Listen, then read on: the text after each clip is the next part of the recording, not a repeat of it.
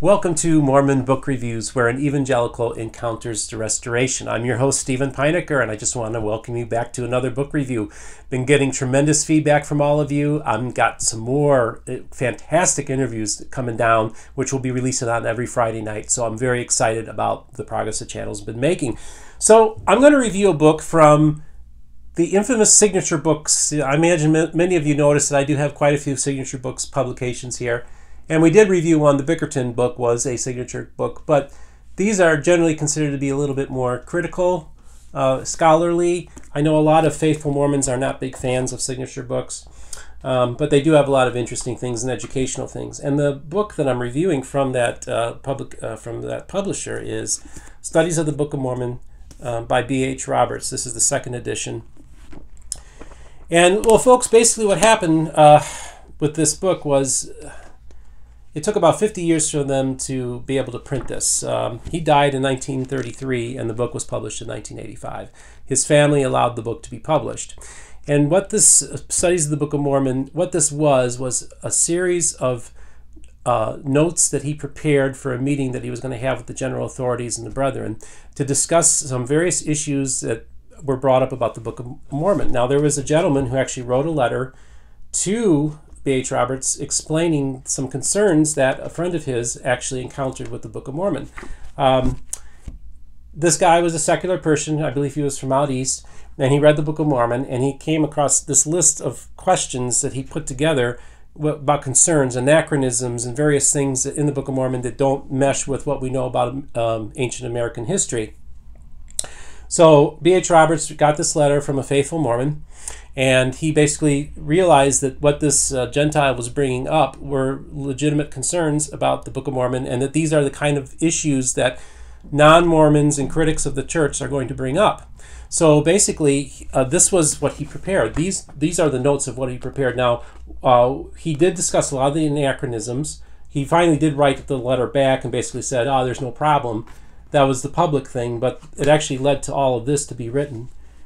And basically, he makes this presentation to the brethren, and the brethren still bore their testimonies of the Book of Mormon, so he did his part in that regard. So this document basically just sat untouched for many, many decades, and was later, the family allowed it to be published and everything like that. And in it, he does address all the Book of Mormon difficulties that are with the anachronisms in the 19th century anachronisms, and also like things like scimitars and wheat and horses and steel and all these things that critics often do bring up about the Book of Mormon. And so he did like an in-depth study, and then he actually then wrote a study of parallels between the View of the Hebrews, Ethan Smith's book, and the Book of Mormon, kind of proposing that they're going to be bringing that up too. So he actually kind of like thought of a lot of the objections that were going to be made by the enemies of the church to the Book of Mormon, anticipated them, and was kind of preparing the brethren for this reality that these attacks would soon be coming. Well, generally speaking, the results of what he discussed in here were, I guess you could say, were swept under the rug a little bit. But what he did was he continued a group of intellectuals, various Mormon intellectuals, and discussed all these issues. So like the idea of the parallels between the View of the Hebrews and the Book of Mormon was something that a lot of intellectuals in the faith had known about and were talking about for decades. A lot of your progressive liberal scholars kind of came out of what B.H. Roberts was doing when he was just talking to these people in the 20s.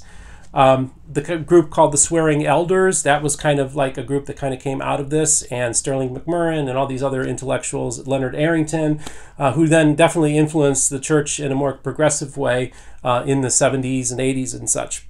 So this is the book, the study, the report, if you will, that kicked the whole thing off within intellectual circles. Most faithful members did not know the contents of this book. Now, I will say that much of the objections that B.H. Roberts made about the Book of Mormon, in other words, some say he was playing a devil's advocate, and that's possible, that he was doing that. But many of the Mormon apologists over the last few decades have actually been able to address a lot of these concerns and give some pretty good, faithful answers that can be satisfactory to people. So that's kind of the history of, this was like the first modern criticism of the Book of Mormon, ironically by somebody who by today's standards would have been considered a general authority, although the title was different back then. So that is the book. Very interesting, very fascinating book. And actually, you get to know a little bit about B.H. Roberts, the man. He was a very important figure in early Mormonism of the 19th century and early 20th centuries. And sometimes a lot of people have kind of forgotten about him, but he was like the chief apologist of the LDS Church at this time.